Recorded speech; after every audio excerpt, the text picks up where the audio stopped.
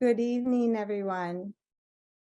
Welcome and thank you for coming. It's good to see everyone. We have people joining us from across the country tonight. What a tremendous opportunity for a collective conversation. This evening is a special event. It is the last Talking Together event in the year-long dialogue series at Grand Valley State University, and it is part of the 6th annual National Week of Conversation. Talking Together is a partnership initiative between the Padno-Sirosic Center for Civil Discourse, Kauffman Interfaith Institute, Hauenstein Center for Presidential Studies, and WGVU Public Media. It is a collaboration that seeks to interrupt toxic polarization and foster a culture of conversation. And the vision and spirit for our partnership emerged from brainstorming about how Grand Valley could most impactfully participate in this year's National Week of Conversation, a week that invites individuals and organizations to talk across differences to solve important problems. The title of this evening's event is admittedly a mouthful: From Talking Together to Working Together, Strengthening Our Communities Through Putting Talk into Action. But it brings the year-long Talking Together initiative full circle in its emphasis on working together and action. Our panelists will help us reflect on what it means to center justice, equity, inclusion, and belonging in partnership-based work. It is a centering that necessarily calls for both working together and taking action. And it is a centering that recognizes the urgency of this moment. For as we will hear from the panelists, the stakes are high. It is fitting that our final Talking Together event spotlights coalition work, for rising to the many needs of this moment are complex. During this National Week of Conversation, I invite us to be honest about the messiness of conversations in the face of these complexities. Not all conversations go smoothly, and they most often require tremendous work. Tonight's panel will encourage us to think about what this work means in actual practice. What does it really mean for people, organizations, and institutions to build bridges, strengthen partnerships, and deepen relationships? And what do conversations look like in everyday advocacy terms? As we explore these questions together, part of the evening will be interactive, and we will spend some time in small groups and breakout rooms, and also have time for your questions and comments during a Q&A period with the panelists, where we will invite you to use the chat. I'd like to now introduce Kyle Kuers from the Kauffman Interfaith Institute, who will lead us in a land acknowledgement. Thank you. Good evening, everyone, and welcome. My name is Kyle Kuers. I use he, him pronouns, and I am the Associate Director of the Kauffman Interfaith Institute at Grand Valley State University. And I want to personally welcome you to tonight's From Talking Together to Working Together event. The Kauffman Institute is thrilled to be partnering in this Talking Together initiative, and we hope that tonight will be an opportunity to gain inspiration as to how we can stem the tide of increasing polarization and dismantle hate while still working towards community change and transformation. Are you on mute? No. In living into that work, we begin our time here by pausing to acknowledge the land on which we gather this evening. We recognize the people of the three fires, the Ojibwe, the Odawa, and the Potawatomi peoples on whose land we are gathered even virtually this evening. The Three Fires people are indigenous to West Michigan, which means that this is their ancestral territory. We recognize this continent has long been home to many expressions of indigenous spirituality and ways of life that have over the centuries been actively suppressed and outlawed. As an interfaith organization, the Kauffman Institute has a particular responsibility to acknowledge the role that faith communities have played in the history of forced removal, cultural erasure, and genocide of Native peoples. Every congregation, university, institution, business, and monument here in West Michigan is built on stolen Anishinaabe land. We are guests on their land, and one way to practice right relations is to acknowledge the histories, teachings, and traditions of the people who originated here first, who are still here, and who tend to the land always. In our work of pursuing understanding, it is incumbent upon us to center the people, the stories, the worldviews, and the voices of those long silenced. In spite of this history, they continue to endure, to call us to action, and to speak truth to us today. In the spirit of this Talking Together initiative, we know that difficult and honest conversations are necessary for personal and societal transformation. As we make this land acknowledgement, we take but an important first step, and we recognize that we still have much work to do. Naming our destructive history of settler colonialism and its impact on Indigenous peoples is how we begin to engage in the important work of social justice and equity. To begin that, tonight's panel will be moderated by WGVU Public Media's very own Aaron Turner. Aaron, thank you so much for being with us.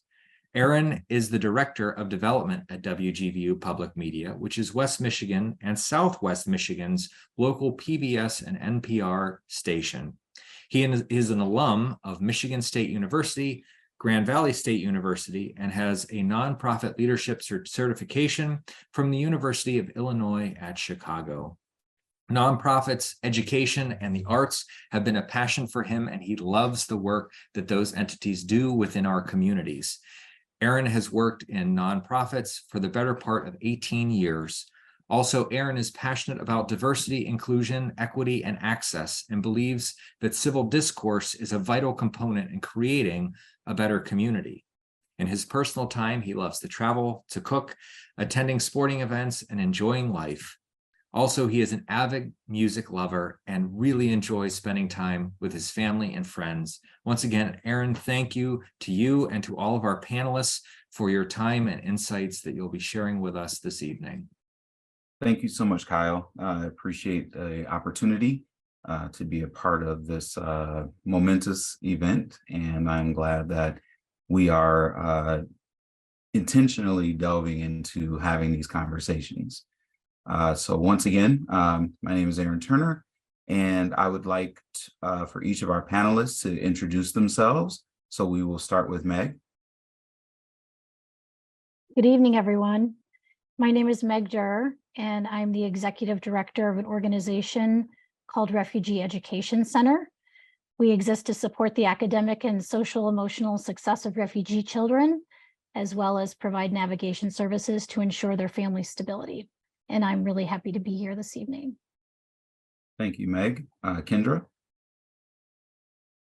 Hi, everyone. My name is Kendra. I am the supportive housing manager at AYA Youth Collective, and AYA works with young people ages 14 to 24 in our drop-in center, and then in our supportive housing program, where we focus more on a relationship centered programming where young people live with their roommates on one side of our duplexes, and then we have mentors who make a two-year commitment to walking alongside youth as they work towards their goals for stabilization after experiencing instability. Thank you, Glad to be here today. Thank you, Kendra. Ned.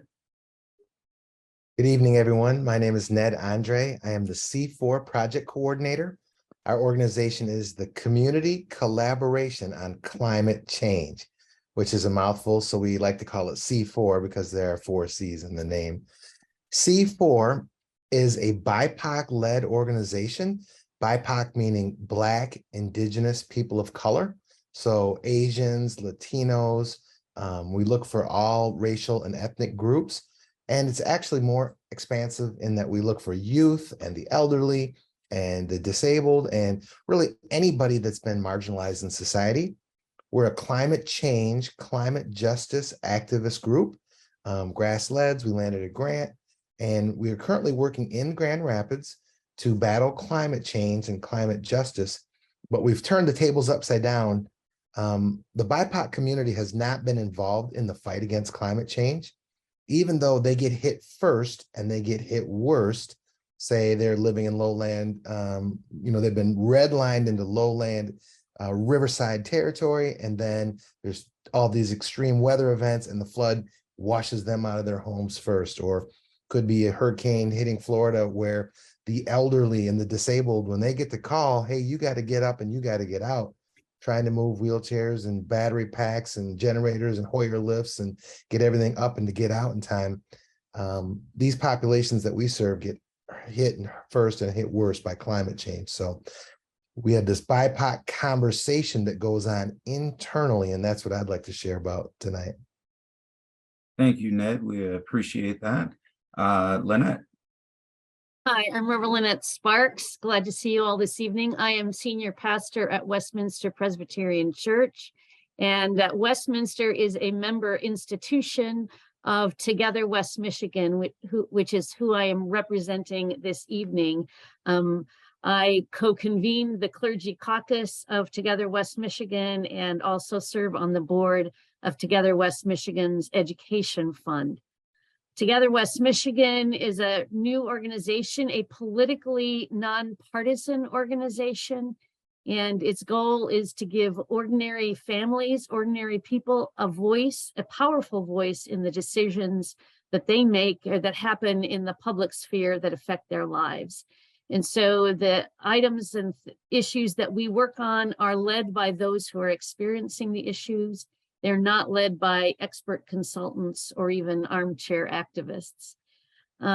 We hope to develop citizens in the fullest sense, citizens in public life who participate in our democracy and participate in the decisions that happen in public and help create a more just society. So our membership is not made up of individuals, but it's made up of member institutions who pay dues. That includes churches, other religious interfaith congregations, could be schools, civic associations, professional organizations, and nonprofits. So a variety of community institutions that join together to do this work. Again, I'm thrilled to be here. Thank you, Lynette. I did want to reiterate our appreciation and thanks for each of you being willing to be here this evening and share your stories about collaboration and about the work that you are doing in the community. And I'm sure we are all excited to dig in a little bit deeper and find out a little bit more. So the first question that I'd like to ask is, how did each of your initiatives begin? What were the issues or the problems that were the genesis or the beginning of your work? And we'll start with Ned this time. Thank you. The community collaboration on climate change started for several reasons. Number one, climate change is real. The data is clear, the science is clear. We can set aside the propaganda and the misinformation that it's just ordinary cyclical rise and fall in global temperatures. No, we do recognize that pattern, but there's a man-made J-curve, man-made exponential growth in temperature. So number one, the planet, human beings are facing an existential crisis, all of us. Number two, within the city of Grand Rapids, we have what's called the Office of Sustainability and Management. And this office is looking at how do we reduce our carbon footprint in the city of Grand Rapids and get greenhouse gas emissions down. And they wanted to start an organization that would be resident driven. When they looked into the sector, they see that there are 85 environmental organizations working within Grand Rapids, mostly white founded, white led, white funded, white staffed, and they tend to no disparagement to any of these groups, but they tend to helicopter over the BIPOC community and say, hey, we from afar, from our position of privilege, we see your troubles. We have a solution to your troubles. We've devised a program. We wrote a grant. We've got some dollars, and we're going to do this program to you, and it's going to fix your problems. So the city said, this isn't environmental justice. We're looking for climate justice. We want to involve the people who are hit first and hit worst so that they become the leaders. They get resourced. They get the dollars. And so a grant was written to the Wegge Foundation. And we have to give a big shout out to the Wegge Foundation here in Grand Rapids.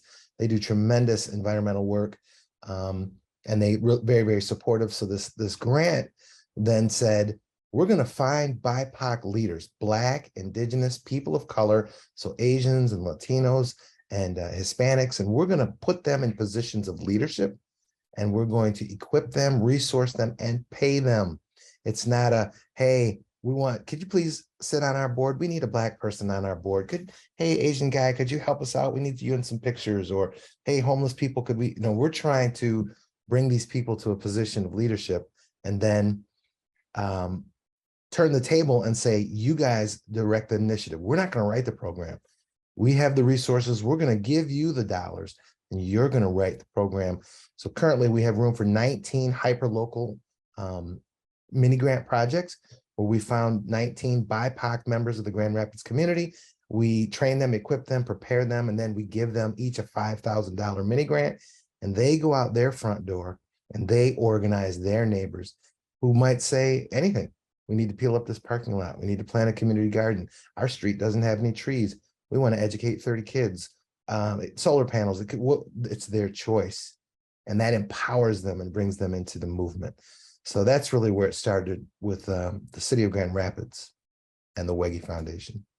Wow, that's really, really intense. And it's also beautiful that you're using an intentional inclusion lens in bringing different people to the table who otherwise probably would not have a voice or an opportunity to express what's happening in their own communities or their own cities. So great work. Next, we will go to Kendra. Yeah, so AYA was formerly two different organizations, 311 Youth Housing and HQ of Grand Rapids, and they worked together closely for over 5+ years. And AYA became its own organization in 2020. And part of the reason why the organization merged was because we center around relationship. We also believe that it's important not to reinvent the wheel. If there's one thing about West Michigan that I think is an asset, but also it can be difficult sometimes, is that we are a resource-rich community. However, sometimes when it comes to collaboration, there's a lot of competition, I would say, for the limited funding that we have or the limited funding sources that we have. And so AYA saw HQ and 311 Youth Housing had been working together. We took referrals from young people in the community who were going to drop in, connecting with Covenant House at some points as well, and Mel Trotter. And the whole thing is we were not wanting to reinvent the wheel. So while both organizations were founded separately, the mission was the same, which was to provide relationship-centered opportunities for young people to rest, find safety, and get connected to the resources from a youth-centered perspective. So that's another thing too that I would say that stands out with our organization, which is that we center youth voice, youth choice, and we believe that they have the drive and they have the initiative to be able to get what they need. So we also try to be very progressive around the resources that we look for in our community. We want to make sure that the people who enter the space are able to work closely with the young people and are able to center youth voice and youth choice as well. An example of this is that we provide a drop-in center.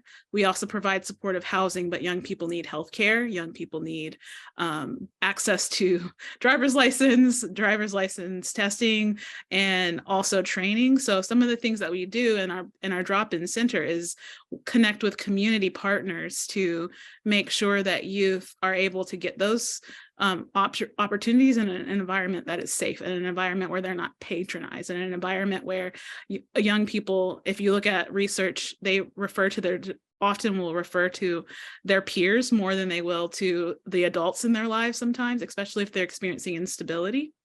So in order to do that, we said, well, we're going to create an environment where youth can get those things that they need.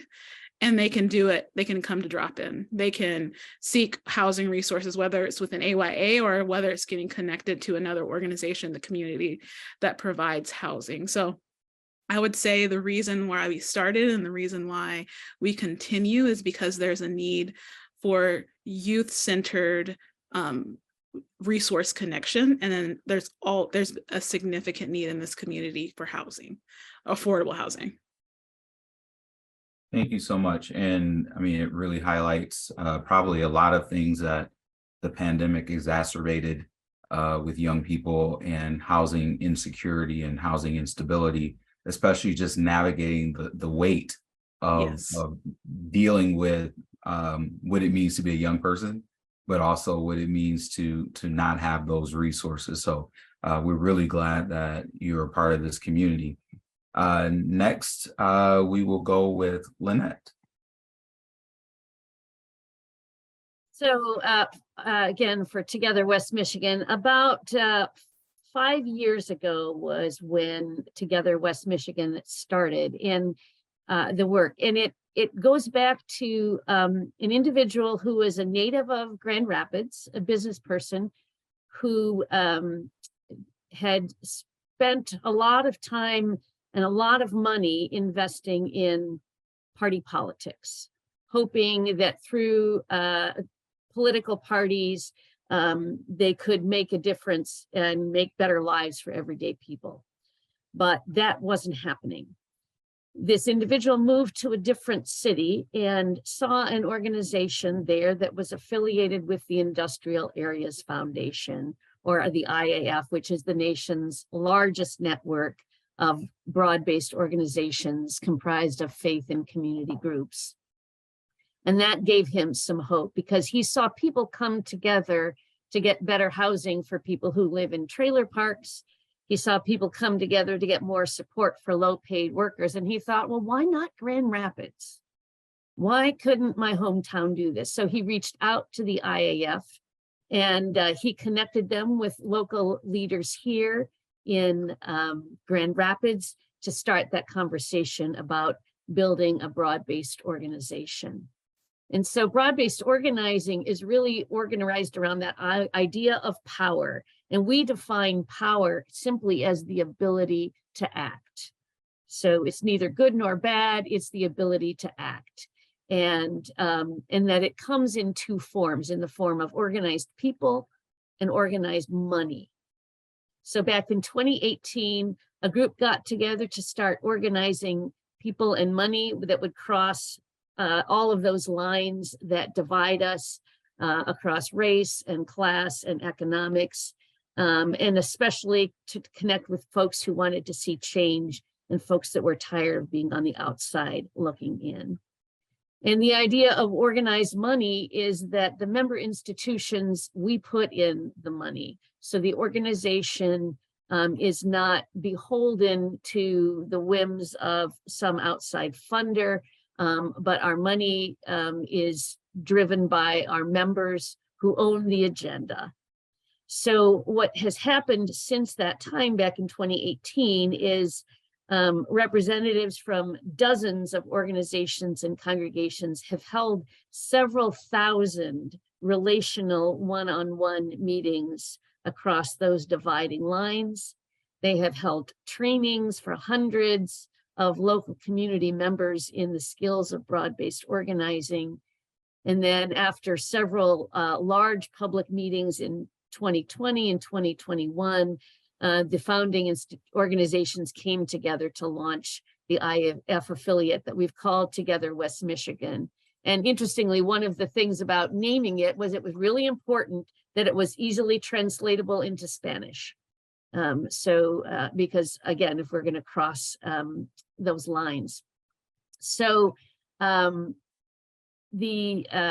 that time, the work and what we've decided to work on has emerged from nearly 200 house meetings that were held across the greater Grand Rapids area that Together West Michigan members organized and led.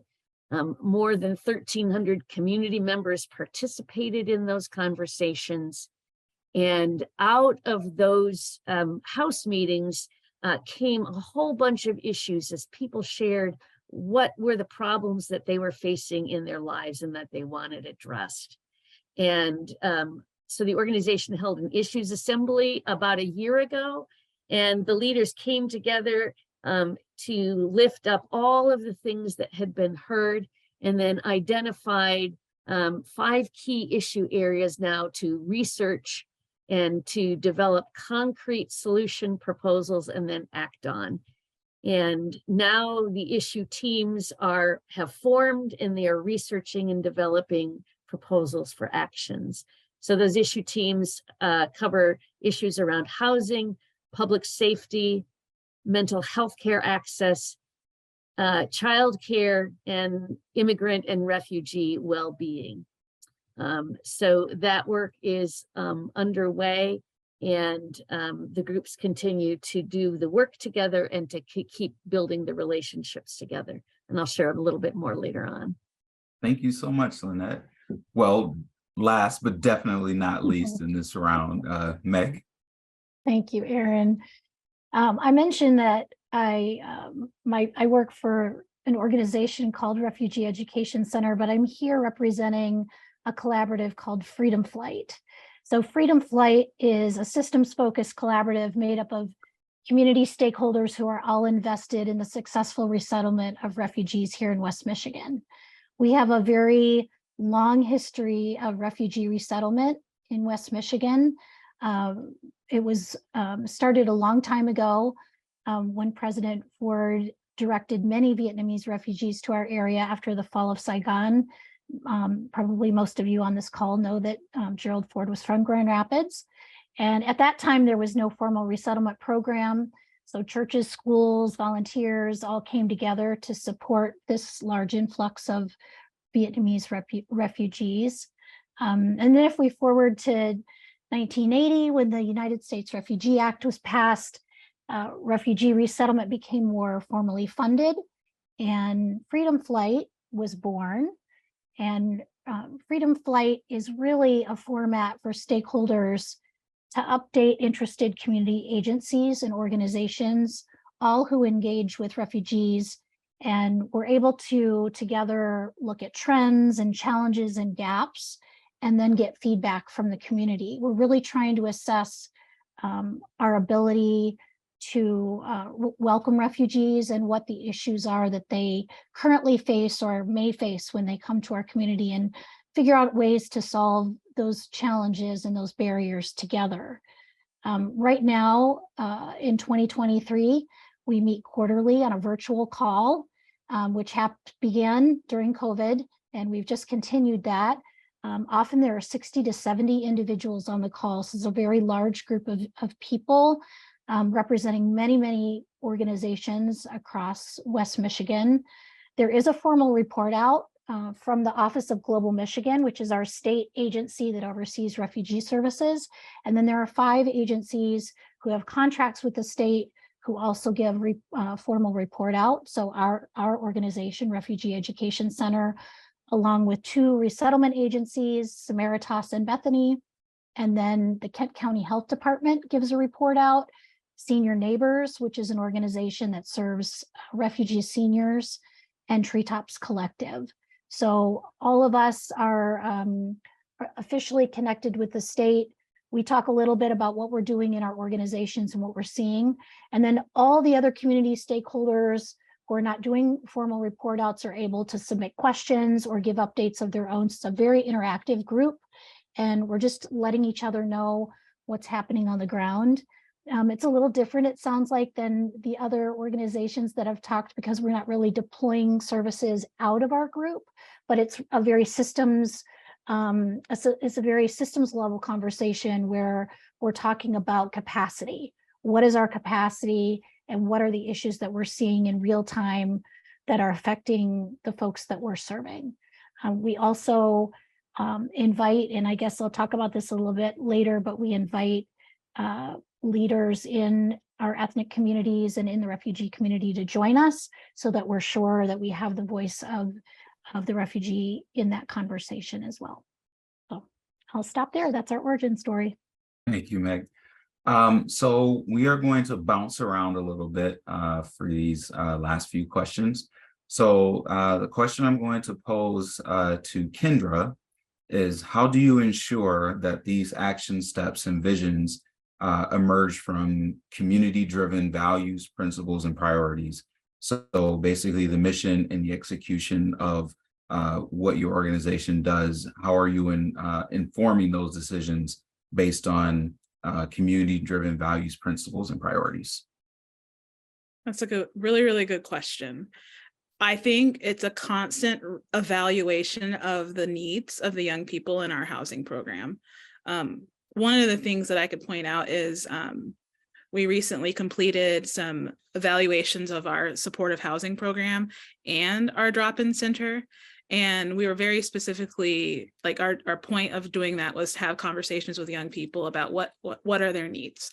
AYA understands that youth instability, housing instability, young people in general who are runaway or homeless, aging out of foster care are a hidden population.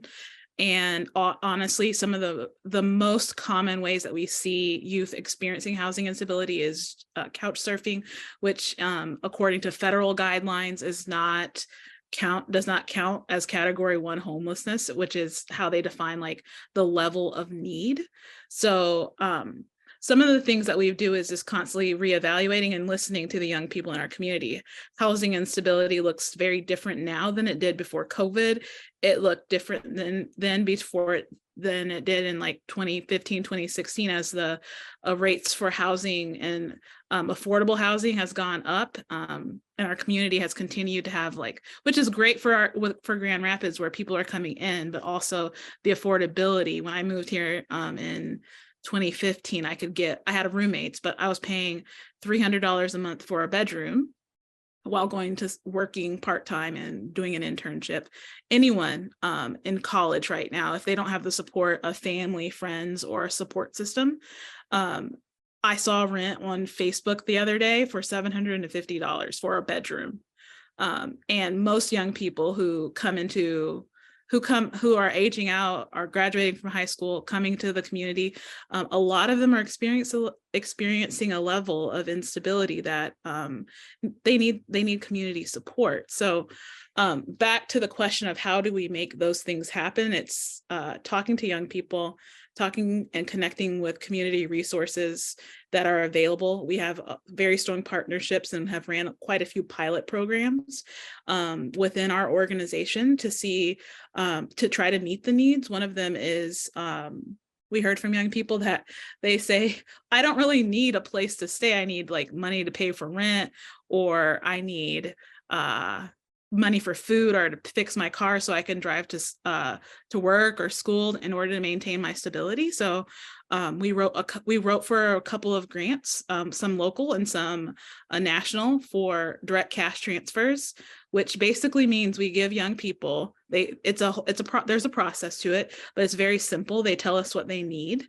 We have someone who works with them and walks alongside them as they fill out a simple application. And we work with them to get resources that they need, and we also give them cash. And so that means that they can get I'm trying to think of some examples. They utilize the money to get their car fixed. They utilize the money to pay their rent. And it takes away from the stigma that often is given to people who are people of color, who are 66% of the people who engage in the homelessness system here in West Michigan. People of color, Black people. 66% of the people who engage in the system here, the homelessness system in Grand Rapids, are Black and or brown, BIPOC. And so providing and trusting that people who are experiencing instability are going to do what they need to get their own stability. So it's trusting those in our community with the things that they need and giving them cash. I think that's one of the ways that we do it. And then partnering, I think, building a relationship and partnering with others who are doing the work here. So I think that answered the question. It does. And it really brings up a point that a lot of foundations now are doing trust-based philanthropy, and they're trying to adjust the narratives of what it means to check the boxes of all the things, because we also understand that we're dealing with traditionally and historically marginalized communities that may not necessarily come to the table with all the same resources. So, shout out to Grand Rapids Community Foundation.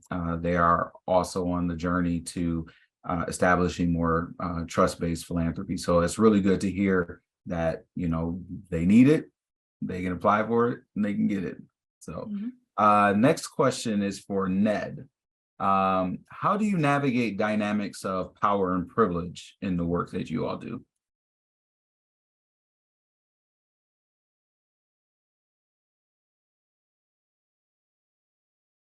Ned, you're muted. That's okay. Okay, sorry about that. I just gave $1 million answer to that question. I gave a solution to all the problems that face society. Too bad I can't even no. To that point, it's an amazing question that you ask, in that C4 began out of the city's Office of Sustainability, and then we have these historical white agencies and organizations that are players in the field, and recognizing that they have a lot of capacity, expertise, know-how. It's pretty hard to just walk in at ground level and start doing climate justice work, climate change prevention, remediation, mitigation, adaptation, and the like. And so one of the founding philosophies of C4 is shared power, that we're going to bring the BIPOC community to the table. 65% of our board, we have a large board of 23, 65% of the board is BIPOC. So they fit into one of those categories that I mentioned earlier. And so they actually have the deciding vote on most of the issues, while all players do have voice. So the power dynamic, though, it was interesting how you described the shift toward trust-based philanthropy. Philanthropy itself can be a trauma-inducing experience, in that good-willed people with money who want to solve a problem can wade into a traumatized community, because really so much of the BIPOC community, they face these injustices, and so there's trauma, and it's trauma in their own lives, and then it's generational trauma, the trauma that's been passed down from generation to generation. So these goodwill people that are well-intentioned can walk into a room and start stepping on toes very quickly, inadvertently, unknowingly. And so one of the things that we do is we use a set of, well, it kind of ties back into the previous question you just asked. We laid into our foundation what's called the Liberatory Design Framework. It's based on the National Equity Project. So we see, we engage, and we act. So try to see how we perceive the world and practice self-awareness. And then we engage with those in the room, and we look and try to examine how they perceive the world around them. And we listen, we build relationships. The single greatest thing that I could say to any of the listeners here is, if you want to move a justice cause forward, build an honest and authentic relationship with someone. Just to show up at a homeless shelter or a food bank or a whatever the need is, just to show up one day, hand out some food or pass out some blankets and mittens and say, look, I did my good deed and now I'm going to drive home, is far, far, far less effective. It's a very short term. Meeting these people where they are, building an authentic relationship. Hey, can I take you to coffee? Hey, could we have coffee once a month? Hey, now that we've had coffee once a month and we've built this relationship of trust, could you come to my home for a meal? Could I come to your home for a meal? And now we're getting into some pretty scary territory for some folks, but that's the kind of work that we do, is to build those authentic relationships. And the other piece that I would add, the way we balance that power dynamic is we use what we call a set of community agreements. So for one, we've all gone through some equity training. Everybody that comes on board has to get some equity training so that we can center the movement on the BIPOC community. White is at the center, and we need to shift that balance of power toward those who don't have power. And one way we do that is literally on the spot, a set of community agreements. And I just want to share with you those community agreements. And it really falls in heart with the conversation that we're having about dialogue, civil discourse, the ability to talk in uncomfortable spaces. So number one, we would always ask everyone to be authentic. Speak your own truth, and we will not use blame or judgment, because your truth is your truth. And then we all learn to listen attentively with our ears, eyes, and hearts. So you're looking at the person who's talking, and you're listening, and you're trying to meet that person heart to heart. We want to notice moments of discomfort and stay curious. We try not to pass over those moments of discomfort. I think human nature is such that we would much rather keep the, hey, how's the weather today? Oh, sure was cold, but when we notice those moments of uncomfortability, we pause and we say, is there some uncomfortability here? Can we take a moment? There's something we need to talk about. We want to be open to each other's experiences. And then when we're speaking, we ask, why am I speaking? And our rule of thumb is speak first to understand and then to be understood. So often in conversation and discourse, we're trying to explain something to somebody and get them to see why our position is right or why they need to understand it from our perspective or whatever. We're mostly speaking to understand. Can you explain that to me? What do you mean when you say this? Wow, how did that experience impact your life? Because then you get to know that person in that authentic way. We want to be open to all communication styles. We have a tendency to say that, proper grammar and the King's English is, if people don't use the King's English and their grammar is not, a collegiate APA from an APA style guide and all the rest of that, they're still saying the same thing. You can understand what people are saying. And so we learn to be open to all styles. And within our group, we all try to assume positive intent. Even when the person says the thing that zing makes the hair on the back of your neck stand up, we say, wait a minute now, that's a good-willed person. They're here in the fight for climate change and climate justice. Let's assume they meant something positive, and maybe there's now going to be a moment of education and exploration and so on. And then we all individually try to think about the impact of our words. Because we, on the other side of the coin, we can say something that we never intended to harm anyone. And we hurt the youth in the room, or we hurt the elderly in the room, or we hurt the Native Americans in the room. And then finally, we all accept the fact that it's okay to be tired. Climate justice, any kind of justice, is long-term. It's hard work. You have many, many challenges to take that step forward. And then you take 2 steps back, and then you take that step forward. And so we recognize just that people can become tired. And so we allow rest. Those great books that you read out there, rest is resistance. Rest is okay. And then ultimately we try to center equity. So that community agreement guides everything that we do in the discourse that we have within our group.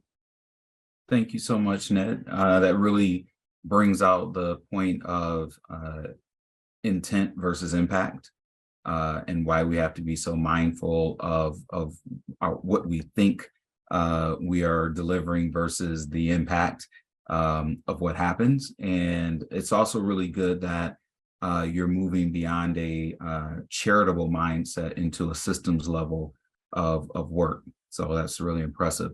So we are wrapping up. We are coming to the end, and we are going to give 1 sentence answers to this final question. And so you can make it as concise as you want. It can be 1 word, it can be 1 sentence. How do we effectively move from talking, from hearing one another's stories, experiences, and perspectives, to taking concrete action together? Meg? 1 word. Or a sentence. If somebody else is ready to go, give me 1 more minute. Okay, who wants to volunteer? All right, Linda. I have a story. Can I share a story? All right, we only have a couple more minutes, so. All right, I'll make it quick. So we did house meetings with the language groups at the Cathedral of St. Andrews, one of our member institutions that has a lot of immigrants and refugees, and learned that language was a huge barrier to transportation. There were only 3 people in that community who were multilingual, and they became the taxi service for everybody in that organization. And because they couldn't speak English, they couldn't pass the driver's test. And so they were afraid to drive. Well, the folks that were there listened really closely, back to Ned's wonderful point, and listened and thought about what might be possible. Too often we take the really big things and we never get anywhere. But they thought about what was possible. They learned in a conversation from a city employee that he had worked with the Secretary of State to translate some documents in Swahili.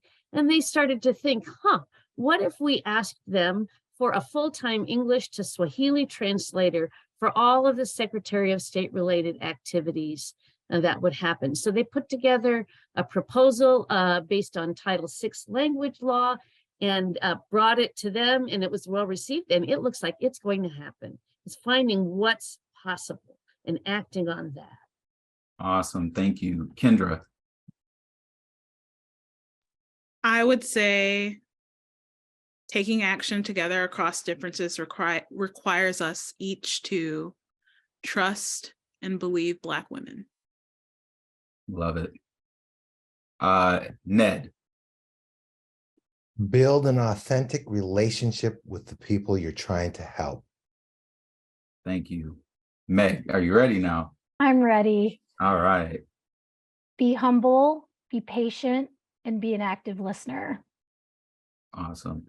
Well, once again, I can't say thank you enough for all of you sharing your time, your wisdom, your stories of collaboration.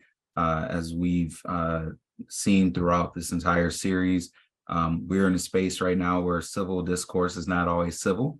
And we appreciate that we have taken this opportunity to enlighten one another and create more space for what it means to build capacity within our communities. So this is the point in the show that we will open it up for questions to the panel.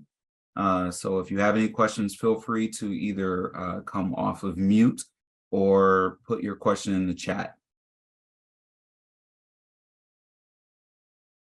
Hi, Ned. I have a question.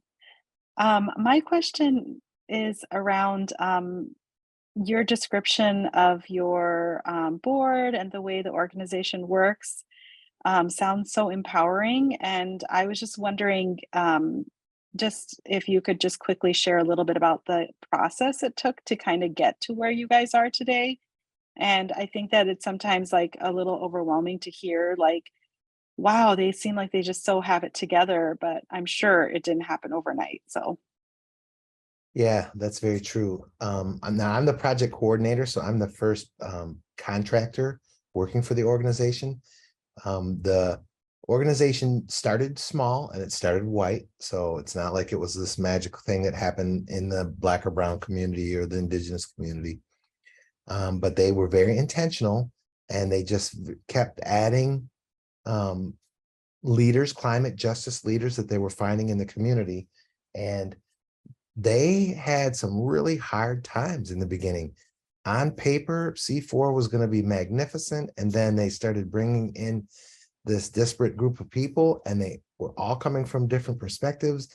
And the Blacks were saying, you got to lift up this climate issue. And the Natives were saying, you got to lift up this climate issue. And the Asians had different, and suddenly they found themselves in really deep water. And I wasn't there, but they talk a lot about these equity trainings that they were going to and retreats and various things. And people were bursting into tears. And a lot of the white folks felt like they were getting beat up and they didn't get it. You know, we got this mission, we need to move forward. And so they ended up kind of taking the philosophy that we need to go faster, we need to slow down. This is the work, this conversation. And once we build the team and everyone is in a trusting place, then we can move forward. Then they hired me or contracted with me, and I was new to the mix, and I come with my own traumas. The philanthropic sector, we're trying to help people who are steeped in trauma. Homelessness is a trauma-induced, disabled community. They are traumatized. The youth of today are traumatized. Everybody's suffering with their own trauma. I had just come out of a bruising battle with justice. And then I come to C4 and I read all this wonderful stuff on paper.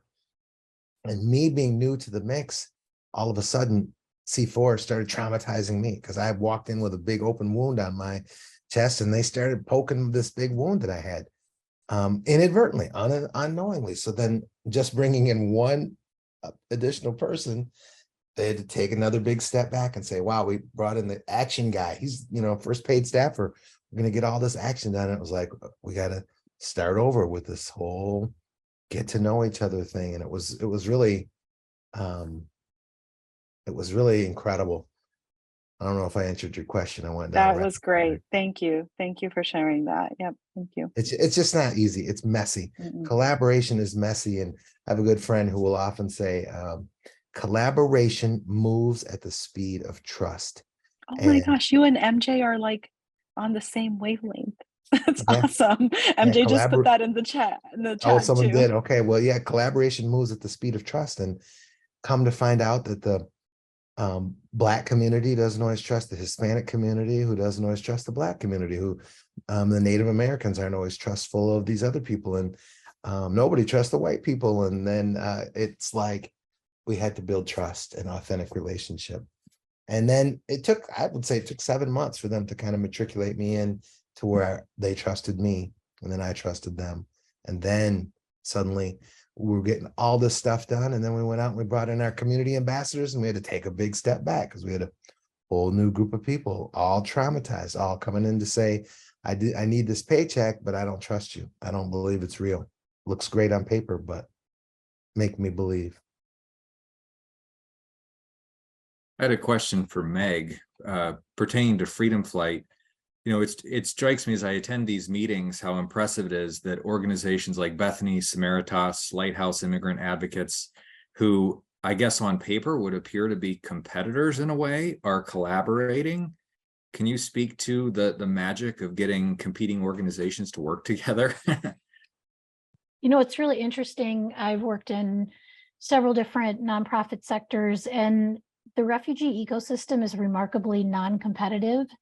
And I just think we're all working so hard to serve folks who have been through so much trauma. We just don't have time for drama.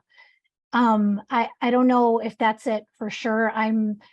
But you know, Bethany and Samaritas, on paper, you're right. They would seem to be competitors, but they're collaborators. They are talking to each other all the time, trying to, there's just you know, we all have capacity issues. I think that's the other thing, is that there's more work to be done than folks to do the work. And so we're all just running fast, trying to keep up with the work. Michigan is the 5th largest state in the country to receive refugees. And half of the refugees that come to Michigan end up in West Michigan. And so there's just a lot of work to be done. And we're all working hard to create a soft landing for folks who, by the time they get here, have just been through an extreme amount of trauma. And so it's really, really interesting that you're right, Kyle, we are all very collaborative on in the Freedom Flight space. And also, you might know a little bit about the Kent County Welcome Plan, which is also a collaborative initiative aimed at the immigrant and refugee community. Also, we're involved in that as well. And many of the folks from Freedom Flight are involved in that as well. Also a very collaborative space. I don't have a magic sauce. Thanks, Meg. Okay, do we have any other questions? I had a question for follow-up for Meg. Meg, Charles Honey, in light of the recent investigation by the New York Times about the exploitation of immigrant child labor that included a lot of West Michigan, are the agencies working together, or have they been working together already to address that problem? Yes, absolutely. The agencies are working together. There's been a lot of communication. Immediately, folks were in the, you know, researching and figuring out what to do to create safety for those kids. I will say a lot of those were undocumented minors, and so not legally refugee status. So sometimes in the broad spectrum of immigrant work, refugee is a particular status.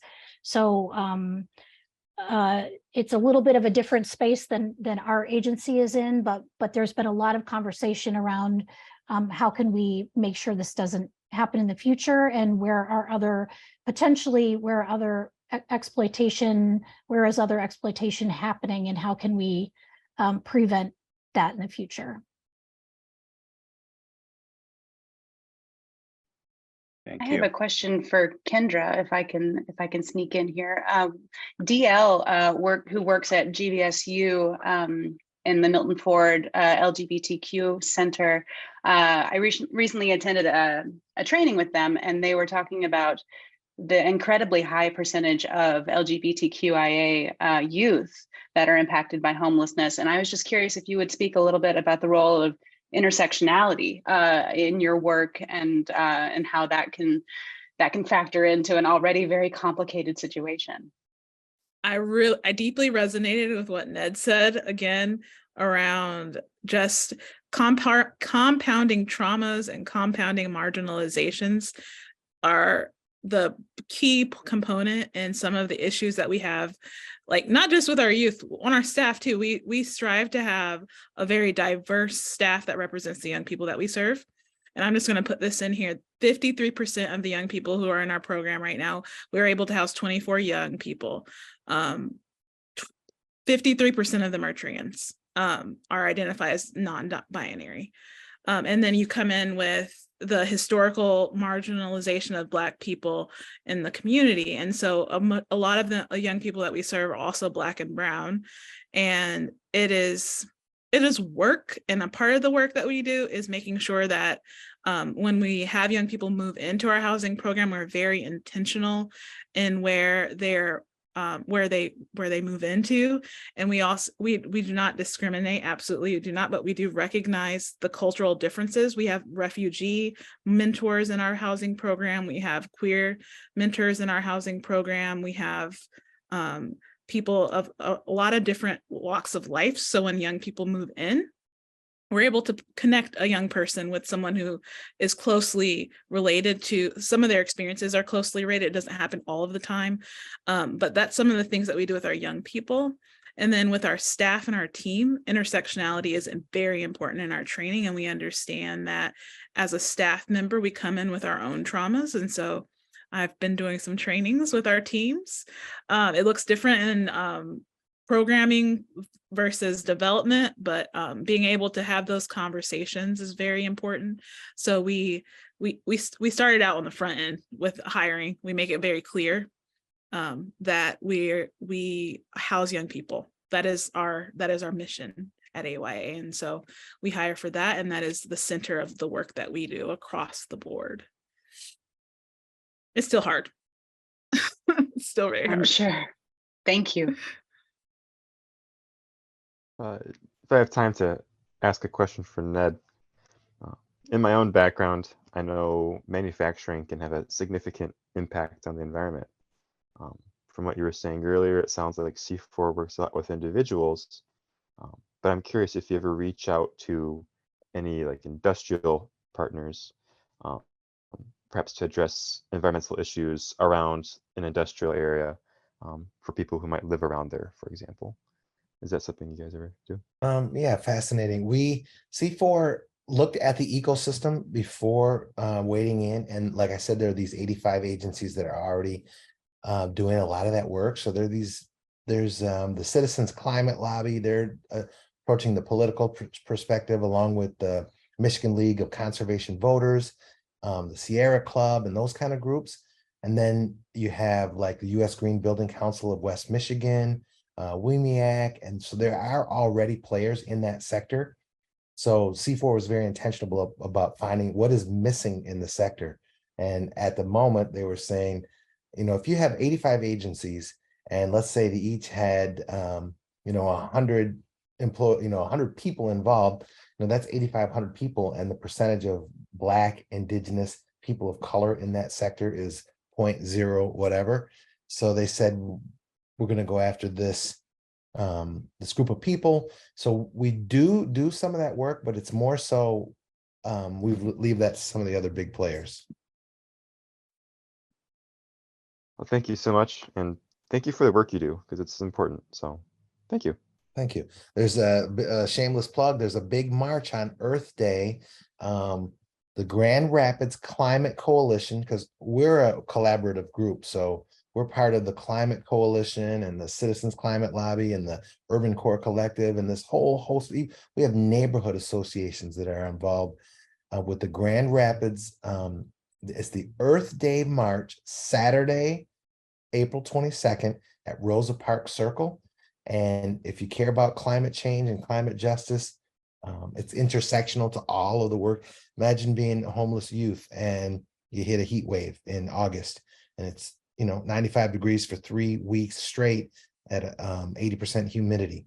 Those people suffer first and they suffer worst. You name the climate crisis and it hits all your populations. Those immigrants who come here without housing and all these challenges, they're not ready. So Earth Day. Thank you so much, Ned, and thank you for all of the great questions, and thank you for everyone's attention and being present and centered in this conversation this evening. I would like to turn the closing over to Kyle. Thank you very much, Aaron. I will keep this brief as we are just a smidge over time. Thank you all so much for attending. Thank you to Aaron and our panelists for this just really terrific conversation, even more so for just the wonderful work that you are doing and drawing others into in our community. 3 concrete action steps that I want to charge you all with in ascending order so they get better as we go. Firstly, be on the lookout for the feedback survey to let us know how you experienced this space this evening. That's incredibly helpful for us. Number 2, check out gvsu.edu/talking-together for all of the great WGVU interviews with not just this panel, as they will be interviewed next week, and that will be available in early May, but any of the speakers or groups that we have brought in over the past year. You can see their interviews and hear from them. So even if you weren't able to make it to previous events, you can still catch it there. They're all 26-minute interviews. Yeah, go binge watch some good. It's really solid stuff on there.